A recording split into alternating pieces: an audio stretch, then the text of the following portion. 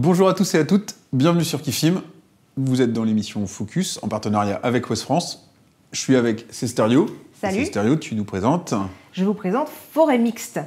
Forêt Mixte, c'est un jeu où vous allez créer votre écosystème. Donc le jeu a été... l'auteur, c'est Koch. Il a fait un seul autre jeu qui s'appelle FIF. Donc il démarre dans le monde du jeu. Les illustrateurs, c'est Tony Lobet et Judith Piella. L'éditeur, c'est Lockout Game, distribué par Asmodée. Il est convenu pour 2 à 5 joueurs, des parties d'environ 60 minutes, ce qui est vrai, et il est donné pour 10 ans. Donc, dans Forêt Mixte, comme je l'ai dit, vous allez devoir créer votre écosystème. Vous allez devoir faire en harmonie, à cohabiter la faune et la flore. À votre tour de jeu, on ne peut plus simple, 2 actions possibles. Soit vous piochez 2 cartes, soit vous posez des cartes de votre main, normalement une, et vous payez le coût qui vous donne des bonus. Donc tout va résider dans comment vous allez poser ces cartes. Donc tout d'abord, vous avez des cartes, on va dire forêt, des cartes animaux, des cartes aussi reptiles, enfin différents types d'animaux, des oiseaux, et vous allez d'abord poser votre arbre. Une fois que vous posez votre arbre, vous allez pouvoir poser des cartes au-dessus, en dessous, à gauche ou à droite. Il va falloir faire harmoniser tout ça parce que les cartes vont faire des points en fonction des autres cartes que vous aurez dans votre forêt. Donc, le jeu en soi, il est très très simple à prendre en main. Il est fait quand même pour un public assez initié parce qu'il va falloir envisager quand même de tout ce qui va être l'harmonisation, le combotage entre les cartes. Et vous allez pouvoir du coup vraiment apprendre parce que chaque carte va comboter plus ou moins avec une autre. Donc vous ne pouvez pas tout faire, il va falloir faire des choix. Et aussi, la petite subtilité, c'est que pour poser une carte, forcément, vous payez son coût. Il y en a qui valent 0, sont faciles à poser, mais elles scorent peu. Il y a des cartes qui valent 2, qu'il va falloir défausser 2 cartes pour pouvoir la poser. Forcément, elles vont vous rapporter plus de points. Tout le petit c'est que vous avez une clairière au milieu et que les cartes que vous ne voulez plus, vous les posez dans la clairière. Donc potentiellement, vous les rendez disponibles aux autres joueurs. Donc il va falloir un peu quand même regarder ce que font les autres joueurs pour ne pas leur laisser des cartes qui pourraient leur donner beaucoup de points.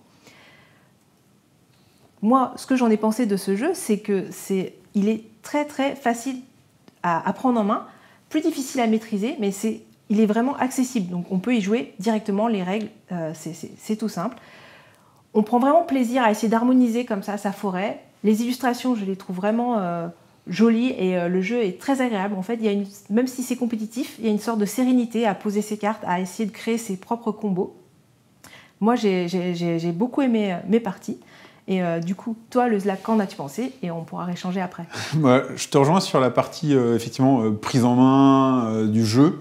Enfin, c'est évident. Alors, si en plus vous avez joué un petit peu à d'autres jeux, ça coule assez de source. Le mécanisme de paiement des cartes où effectivement on défausse, je veux jouer une carte qui coûte 2, je défausse 2 autres cartes, c'est très simple à apprendre.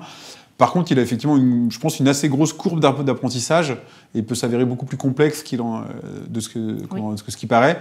Parce que pour être capable de déterminer vraiment en amont quelle stratégie va être gagnante en fonction un peu de ce qu'on a au début ou pas, c'est vraiment pas évident. C'est ce qu'on constate quand on le joue beaucoup. C'est que si on joue contre des habitués, les écarts de score sont quand même assez importants. Donc c'est clairement pas un jeu où, alors à partir de 10 ans, je pense qu'il n'y a pas de problème. Ouais. Mais par contre, clairement, c'est pas un jeu où la personne qui joue pour la première fois, elle va faire le même score que la personne qui a joué ne serait-ce que 2 fois. Donc voilà, faut le savoir, c'est pas un défaut, mais voilà, il y a vraiment une courbe d'apprentissage et l'expérience joue beaucoup dans le jeu. Je pense qu'il faut choisir une stratégie, c'est-à-dire qu'il y a quand même plusieurs cartes elles sont pas toutes uniques, donc il y a plusieurs cartes qui reviennent dans le jeu et pour essayer de gagner, il faut quand même choisir une stratégie. Étant donné s'il y a par exemple on commence avec des loups qui scorent avec des cervidés, il faut essayer de prendre 2 loups, 3 loups qui vont nous faire scorer plusieurs fois la même chose en fait. Du coup, c'est un peu là, entre guillemets, que le bas blesse, c'est que tu as quand même des cartes qui scorent beaucoup plus que les autres. Alors, il faut les avoir toutes, mais tu ne le sais que quand tu as joué. Oui. Donc, typiquement, sur ta première partie, tu vas peut-être même te dire cette carte, finalement, elle fait pas grand-chose, tu vas pas la jouer, alors que finalement, tu vas vite te rendre compte que le mec qui fait double ton point, il revient avec les mêmes stratégies. Ouais. Donc ça, c'est typiquement ces cartes-là qu'il faut apprendre à maîtriser, et il y a des cartes à côté desquelles tu peux pas passer. Surtout si l'autre est parti là-dessus, et que du coup, toi, tu te dis, non, moi, ça me tente pas, et que tu lui laisses, là, tu vas te faire ratisser, quoi. Donc, voilà.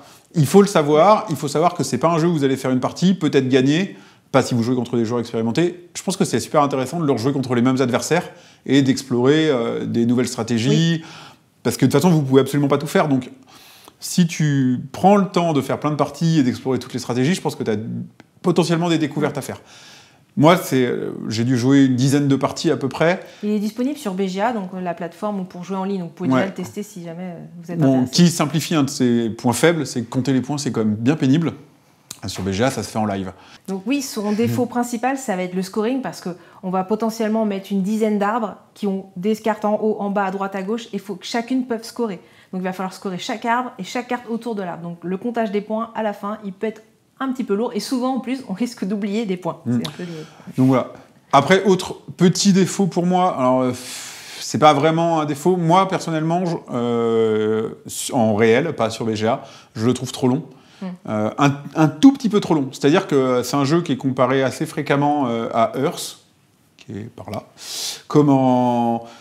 Et c'est vrai que, pourquoi pas, c'est un jeu de combo de cartes, etc. L'univers, le thème nature, etc. Bon, c'est méga à la mode, il y a plein de jeux là-dessus en ce moment. Earth, c'est dans cette gamme-là aussi. Moi, j'aime beaucoup Earth. Alors, il est plus clivant, toi, tu l'aimes pas, on en avait parlé.